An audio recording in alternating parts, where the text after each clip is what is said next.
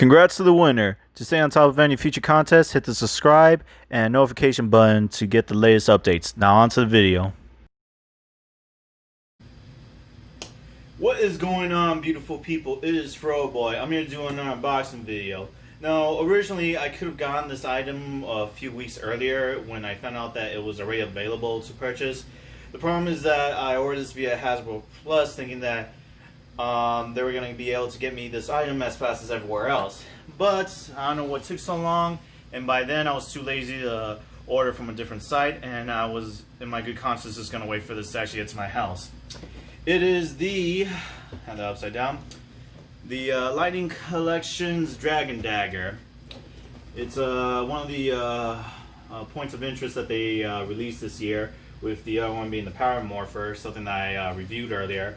And ironically, this did come out to the public earlier than the Power Morpher I reviewed, but again, I just wanted to wait for this to get here. That's why I didn't do a review on this item until I actually got this. With that in mind, let's get to the review. Alright guys, so here we have the Dragon Dagger from Hasbro's Lightning Collection. I went ahead and already put it on the stand that it came with, which again, I really love how Hasbro does that. I mentioned this with how they sold the Power Morpher. It's a really good business practice to come with a complimentary display stand that can not just go with what they're currently selling, with the Dagger or the Power Morpher, but it can go with the legacies, which I did verify that my legacy Dragon Dagger that came out a few years ago does fit well on this. So with that being said, let's take a good look at this dagger. Now, something I noticed on the design is that it kind of has this wear and tear appearance that you can see just from the blade. You see how it kind of looks like dirty and rusted? Well, that's kind of purposely done. Actually, let me see if I can just show you with by turning off the lights. Yeah, there we go. So as you can see, there's a kind of a wear and tear aesthetic to it, which is kind of weird considering that the Morpher itself didn't have that, and everything looks new or fresh. And as you can see, unlike the Legacy, this is kind of like Hasbro seems to be repracticing the design aesthetics to that of what we got in the 90s, but kind of like a blend between the two. Overall, I do think it's an interesting choice. It's not what I was expecting, because I know, for the Legacy Morphers, for example, they use weather coins. On this, they kind of seem reverse, where the Dragon Dagger was all clean and shiny with actual metal. And the Legacy Morpher at the time was a bit different with the aesthetics, looking slightly, not completely clear coat, and the coins themselves were weathered. Now everything kind of reversed.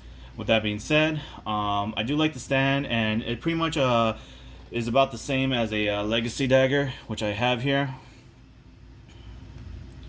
And you can barely tell the difference. It's actually, when I held these over, they're pretty much the same dimensions.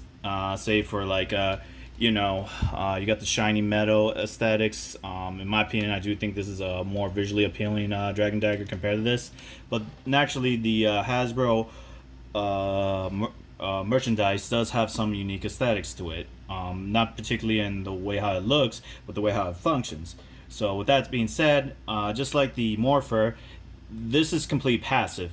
There's no manual on and off thing. You have to actually toy with the buttons in order to get a reaction out of it. You see?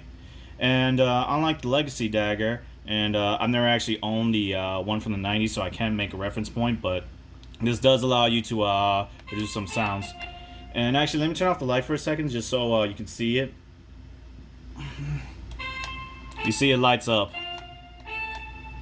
And that's a pretty nice effect. I do think it's fun and interesting.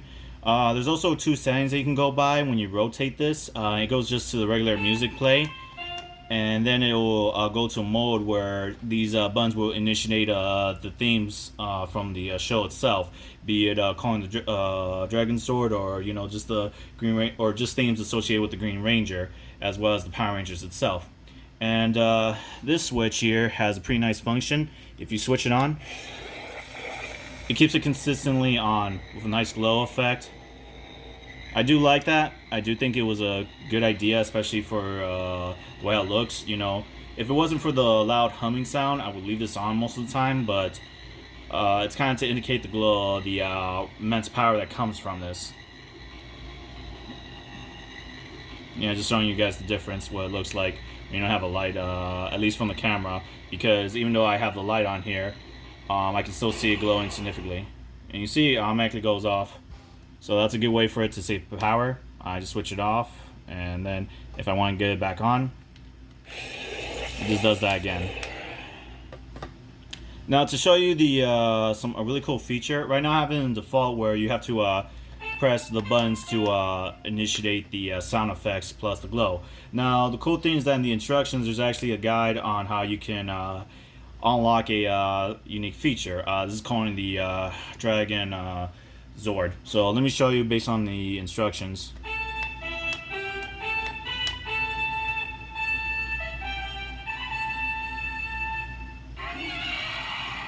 Pretty nice. I do like that. I do think it was a smart choice to indicate that if you put a certain combination. I do wish that there were more combinations and not just for calling the Dragon Zord. But based on the instructions, there doesn't seem to be any other clear indication that you can a certain combination can do that. I don't know, maybe someone discovered something on the internet, but all I know is that that's all I've been able to see based on the instructions. But yeah, it's pretty nice in my opinion. I do like being able to hit a certain combination. But for those of you who lose the instructions or are just quite curious just from before you buy this, in order to do it, you have to press the middle, then you shift to 3, then you shift to these two, then you go just keep it on the middle, then you press down, so that's these two, and then you release that one just so it's this. Notice that I don't actually lift the finger. You literally have to keep it down. So it's going to go like this, to this, to this, to this, to this, to this. And then pretty much that's what happens. So just keep that in mind if you're ever confused by why it's not working for you. The more you practice, the more flawless it's going to be. And there's this button right here. It does a this strange horn sound. I haven't been able to find anything in this mode with that. Based on the instructions, I can't really tell. But if you rotate this, you heard that? It indicates that it changed modes. So if you do that,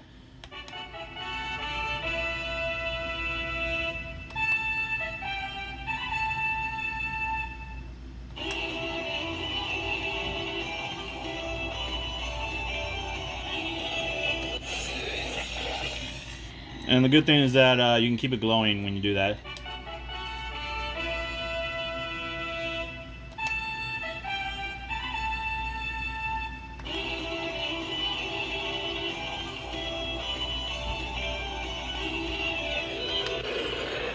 So here's something interesting about the button right here. So if you hold it and you press one of these things, it releases this strange tune. It's kind of like a remix of the theme song. Now, let's see what happens when I hit the middle one.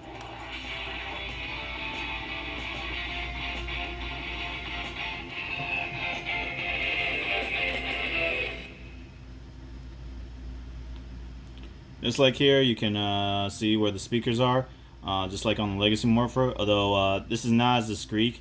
This actually does nothing. You can't push this down. It does nothing. These portions here are just for looks, at least as far as I can tell. And finally, so you see it just pretty much, this button allows you to do a remix of the theme song, depending on which one you put. It's nothing really special. Overall, I do think like just like with the Legacy Morpher, this does have the pros and cons, and it does have some aesthetics to it visually and by design and electronically by design that can make this quite appealing. Now I'll put back the lights so that you can get a better look at this again. I'm toggling back and forth since it's nighttime where I am, and I just want you guys to be able to see the glow effects. Overall, I do think it's a pretty interesting choice with how they designed this. I mean, the aesthetics from how they make it look a bit rustic, corroded, and a bit rough looking, purposely, at least on the blade. I do wish that they kept like the metal portion of it, but in hindsight, considering how Hasbro has handled their figures, it's not surprising that they're kind of cheap on certain aspects. And when compared to the Legacy one, overall, I do like the Legacy Dagger a lot more, just because of, for reasons I mentioned, I do like the shiny metal aesthetics. I do like the clean aspects. Overall, it looks more realistic and at least more prop and cosplay appealing. That being said, there's nothing wrong with this because in the end, you're getting apples to oranges when it comes down to this new line of Ranger props from Hasbro. It doesn't necessarily make it bad or good. They just have their different quirks and advantages. In my opinion, I do think that the Legacy Dragon Dagger looks superior to this one. But as I showed you, you could just pretty much put this there if, say, you want to take this somewhere, or just put it in a different stand. I do like the stand. I do think it was a pretty nice, considerate idea for them to include this. And it's pretty easy to assemble. It was just these three pieces.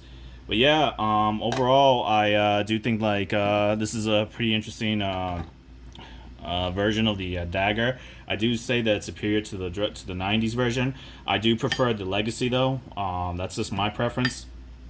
But yeah, what more can I say?